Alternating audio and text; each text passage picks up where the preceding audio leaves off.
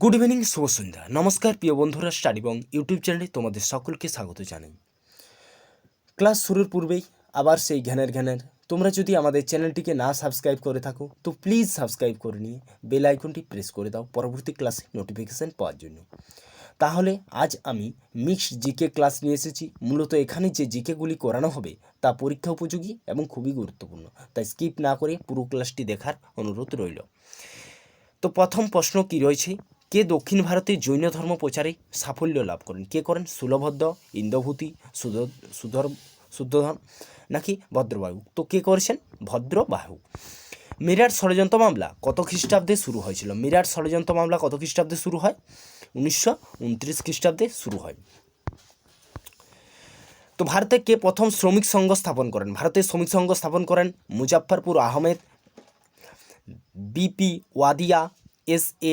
ডাঙ্গে, EMS Namboodiripad. তো কে করেছিলেন? BP Wadia. কত খ্রিস্টাব্দে কংগ্রেস সমাজতন্ত্রী দল প্রতিষ্ঠা? কংগ্রেস সমাজতন্ত্রী দল প্রতিষ্ঠা হয় কত সালে?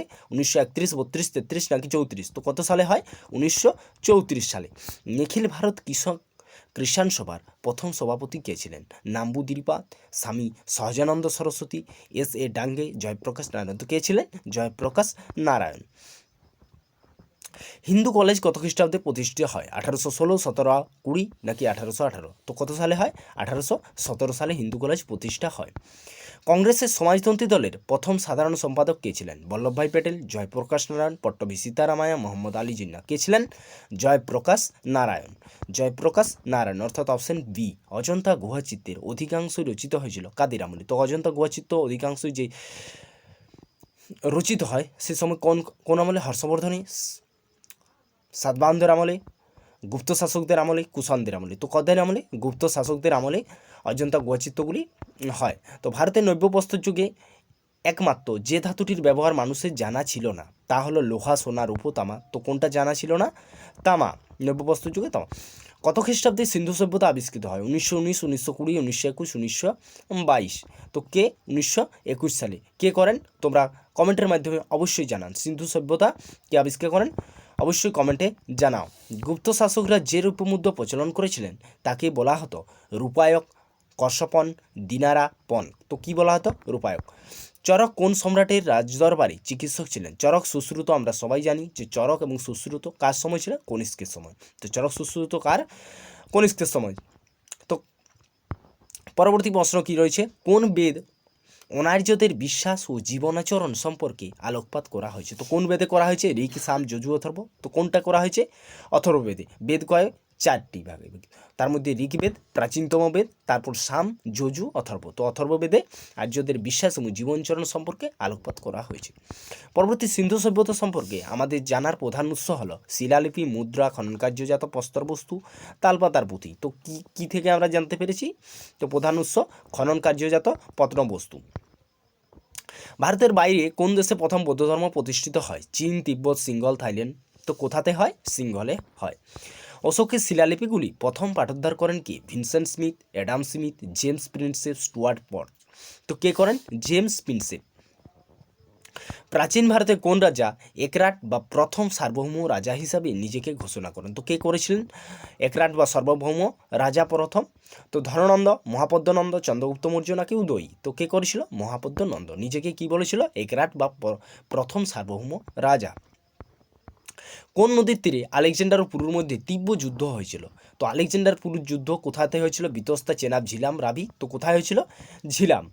আলেকজান্ডার ও পুরুর যুদ্ধ হয়েছিল। কোন সম্রাট তার রাজধানী রাজগীর থেকে পাটলিপুত্রে স্থানান্তরিত করেন? কে করেছিলেন? অজাতশত্রু, উদয়, বিম্বিসার, অশোক। কে করেছিলেন?